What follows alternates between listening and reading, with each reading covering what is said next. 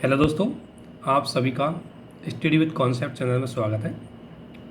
और दोस्तों, आज इस वीडियो के थ्रू हम आपको बताएंगे इतिहास को कैसे पढ़ा जाए या हिस्ट्री को कैसे ध्यान दिया जाए, किस तरीके से चीज़ें समझी जाएं। क्योंकि सबसे बड़ा मुद्दा ये होता है कि जो विशेषकर इंजीनियरिंग स्टूडेंट होते हैं या डॉक्टर वाले स्टूडेंट होते हैं, साइंस वाले स्टूडेंट होते हैं, वो इतिहास को पहली बात तो ऑप्शनल सब्जेक्ट नहीं रखते, और रखते हैं तो रखने पे ज़्यादा ध्यान देते हैं। आप यूपीएससी हो, चाहे स्टेट बीसीएस हो, चाहे कोई भी एग्ज़ाम हो, चाहे वो आप कोई भी कंपटीशन की एग्ज़ाम दे रहे हो, यदि आपको हिस्ट्री पढ़नी है तो उसकी कुछ चीज़ें थोड़ी बेसिक आपको पता होनी चाहिए। हिस्ट्री पढ़ते कैसे चाहिए, किस तरीके से पढ़नी चाहिए, क्या क्या चीज़ें हिस्ट्री में ध्यान रखनी चाहिए। हिस्ट्री बड़ा अच्छा सब्जेक्ट है, इंटरेस्टिंग सब्जेक्ट है, और यदि आप उसको बहुत अच्छे से पढ़ेंगे तो आप ऑप्शनल सब्जेक्ट के रूप में उसमें बहुत अच्छे नंबर ला सकते हैं। इसके साथ साथ हिस्ट्री आप सभी जानते हैं, हिस्ट्री हमारे जीएस फर्स्ट के अंतर्गत काफ़ी इंपॉर्टेंट रोल देता है, और साथ ही आपके प्री में भी काफ़ी इंपॉर्टेंट रोल निभाता है। इसलिए हम यूपीएससी की तैयारी के दौरान हिस्ट्री सब्जेक्ट को बहुत महत्व देते हैं। इस वीडियो को ज़रूर ज़्यादा से ज़्यादा लोगों के बीच में शेयर करें, और प्लीज़ हमारे लाइक करें, और अगर कोई चीज़ आप कहना चाहते हैं तो कमेंट बॉक्स में कमेंट करें। हमारे टेलीग्राम चैनल का लिंक भी आपको इसके डिस्क्रिप्शन बॉक्स में दिया गया। सबसे बड़ी बात है, हिस्ट्री पढ़ते समय हमें क्या ध्यान रखना चाहिए। पहला ध्यान यह है कि हिस्ट्री पढ़ने से पहले आपको एक माइंड सेट बनना चाहिए कि हिस्ट्री कोई इतिहास नहीं। हिस्ट्री को केवल इतिहास की तरह नहीं, हिस्ट्री एक जीवन शैली की तरह है, जो आज भी हमारे साथ उसी प्रकार से जुड़ा हुआ है जैसे उस समय जुड़ा हुआ था। जो आज घटित हो रहा है वो कल जाकर के इतिहास बन जाएगा, जो आज घटित हुआ वो आने वाले कल में इतिहास हो जाएगा। ठीक है ना। तो इसलिए जो चीज़ आज घटित हो रही है, ठीक इसी प्रकार से हमारे इतिहास में चीज़ें घटित हुई जो मानव जीवन शैली से जुड़ी हुई थी। तो सबसे पहले इतिहास पढ़ने का पहला तरीका यह है कि एक तो उसको बहुत ही व्यवहारिक तरीके से पढ़ें, और अपने वर्तमान जीवन को जोड़ करके यदि आप पढ़ोगे तो बहुत ही ज़्यादा अच्छे तरीके से उससे चीज़ें कनेक्ट कर पाओगे। दूसरा तरीका है, इतिहास पढ़ने के सबसे पहले आपको पूरे इतिहास की क्रोनोलॉजी यानी इसकी पूरा समय अवधि को पता होना चाहिए। पूरे टाइमिंग को पढ़ो कि सबसे पहले हमारे पास पाषाण काल से पहले पूरा पाषाण काल, मध्य पाषाण काल, पाषाण काल, नव पाषाण काल, इसके बाद सिंधु घाटी सभ्यता, ताम्र सभ्यता, जितनी भी चाहे मौर्य काल, ऋग्वेदिक, वैदिक, मौर्य काल के बाद पोस्ट मौर्य काल, उसके बाद हमारा गुप्त काल आता है, गुप्त काल के बाद मिडाइवल हिस्ट्री आती है, मिडाइवल हिस्ट्री, जो भी आप कहें। तो सबसे पहला काम करोगे, आपको इसका टाइम पीरियड जरूर पता होना चाहिए कि किस किस पीरियड में क्या क्या घटनाएं घटित हुई। सबसे पहले आपको हिस्ट्री पढ़ने से पहले हिस्ट्री का period from the starting to till date, आज की डेट तक आपको पूरी पीरियड जरूर पता होना चाहिए कि उस पीरियड में, क्योंकि पीरियड अगर आपको पता है तो आप बहुत सारे क्वेश्चनों का आंसर उस पीरियड के आधार पर दे देते हो, जैसा कि यूपीएससी पूछती है कई बार आपसे। तो सबसे पहला काम, आप क्रोनोलॉजिकल पीरियड है उसको एक बार बहुत अच्छे से पढ़ लो, उसके बाद आपकी हिस्ट्री आदि तैयार हो जाएगी। सेकंड, उसके बाद जब आप हिस्ट्री पढ़ने बैठे, जैसे मान लो मैं अगर हिस्ट्री पढ़ रहा हूँ कि भाई महापाषाणकालीन इतिहास क्या था, तो महापाषाणकालीन इतिहास को सबसे पहले वहाँ के लोगों की जीवन शैली के बारे में कोई परिणाम मिले क्या, वहाँ के लोग खान पान क्या करते थे, जीवन शैली क्या थी, उनकी राजनीतिक व्यवस्था क्या थी, उसकी सामाजिक व्यवस्था क्या थी, उनकी संस्कृति क्या थी, उनकी कल्चर क्या थी, वो कोई कलाएँ जानते थे क्या, जो जो प्रमाण हमें मिले उनके आधार पर, तो उनको ठीक उसी तरीके से जोड़ो। उनको केवल फैक्ट की तरह मत पढ़ो। यदि आप फैक्ट पढ़ रहे हो कि भाई हमारे बुर्जहोम से ये मिला है, बेलन घाटी से ये मिला है, तो अगर फैक्ट पढ़ रहे हो तो मामला गड़बड़ हो जाएगा। अगर आप ऑप्शनल के स्टूडेंट और फैक्ट पे डिपेंड हो तो नहीं पढ़ पाओगे, याद नहीं हो पाएगा। तो अगर थोड़ा सा टाइम दे लो, आप थोड़ा सा उसको कनेक्ट कर दोगे किसी चीज़ के साथ, किसी वर्तमान घटना के साथ, उस समय की इमेज करके चीज़ों के साथ कनेक्ट कर दोगे, वो फैक्ट आपको अच्छे से याद हो जाएगा। जैसे आपको एक सिंपल सा एग्जाम्पल है, मान लो हड़प्पा सभ्यता हम पढ़ रहे हैं, और हड़प्पा सभ्यता के बारे में कहा जाता है कि हड़प्पा सभ्यता मात्र प्रधान सभ्यता थी, क्योंकि वहाँ देवियों की मूर्ति मिली है। अब इस बात को आपको समझना है, जैसे देवियों की मूर्ति मिली है तो किन किन स्रोतों से मिली है, कहाँ पर मिली है, किन किन लोकेशन से मिली है, और वो किस रूप में मिली है। कोई नर्तकी के रूप में मिली है तो अच्छी बात, नर्तकी के रूप में, कोई मतलब पूजा पद्धति के रूप में, कोई उपासना पद्धति के रूप में। अगर उपासना पद्धति के रूप में मिली है जिसका मतलब उसका सम्मान ज़्यादा था, महिलाओं में उसको देवी तुल्य माना जाता था, अर्थात ये महिला सम्मान की बात करते थे। तो अगर इतनी चीज़ों से आप जोड़ के पढ़ोगे तो वो टॉपिक आपको पक्का याद होगा।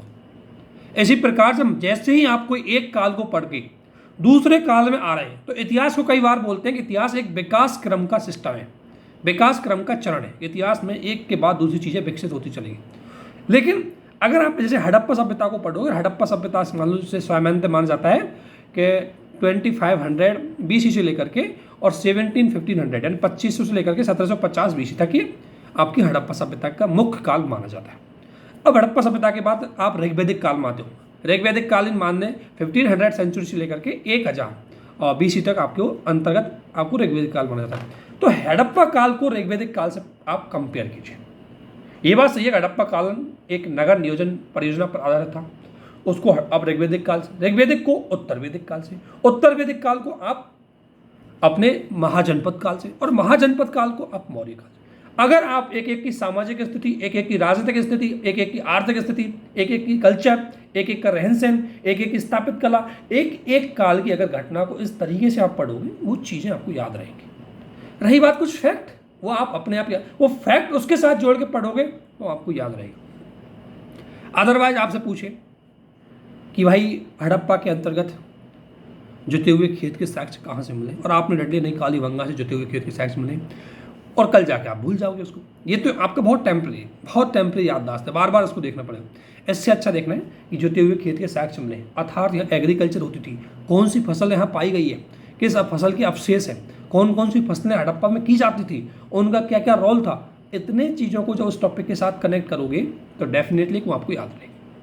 तो किसी भी चीज़ को इतिहास में अगर आपने पढ़ा है और इतिहास में उस चीज़ को यदि आप कनेक्ट करके नहीं पढ़ रहे, तो वो अगर उसको केवल घटना के साथ जोड़ करके पढ़ रहे हैं तो इतिहास याद नहीं हो पाता। और अगर उसको उस समय की जीवन शैली के साथ जोड़ कर पढ़ रहे हैं, उस समय की संस्कृति के साथ जोड़ करके पढ़ रहे हैं, उस समय की इतिहास के साथ, उस समय की सभ्यता के साथ जोड़ के पढ़ रहे हैं, तो वो आपको अच्छे से याद रहेगी।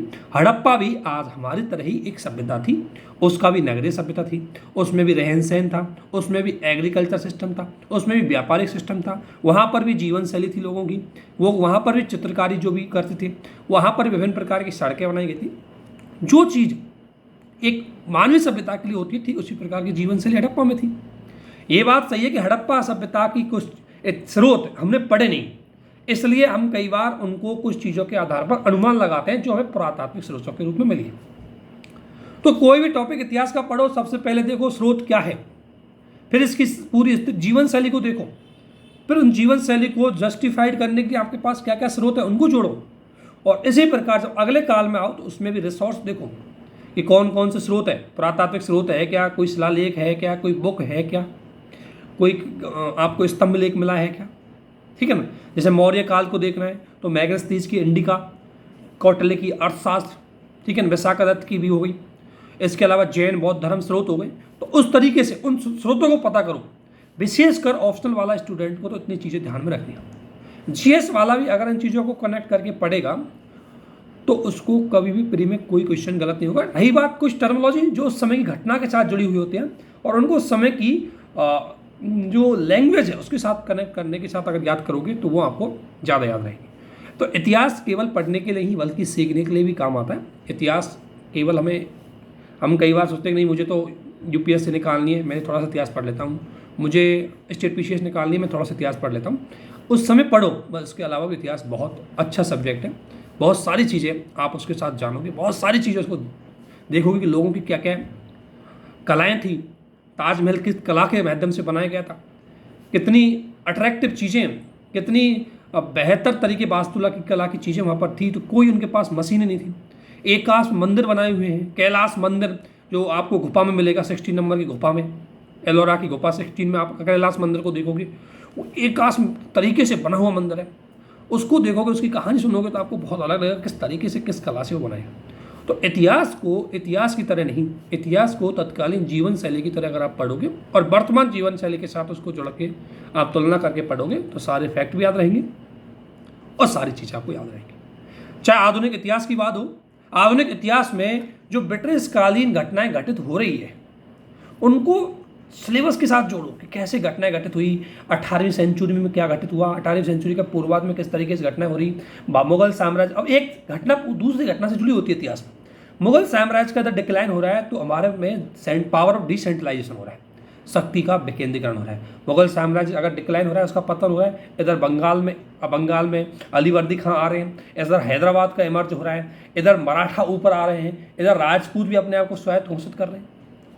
तो ये एक घटना दूसरे से जुड़ी हुई है, और इसके बाद इनके राजनीतिक प्रभाव क्या रहेंगे, इनके आर्थिक प्रभाव क्या रहेंगे, इससे भारतीय समाज में क्या प्रभाव पड़ेगा, इससे भारत की शक्ति पे क्या प्रभाव पड़ेगा, भारत की एकता अखंडता पे क्या प्रभाव पड़ेगा।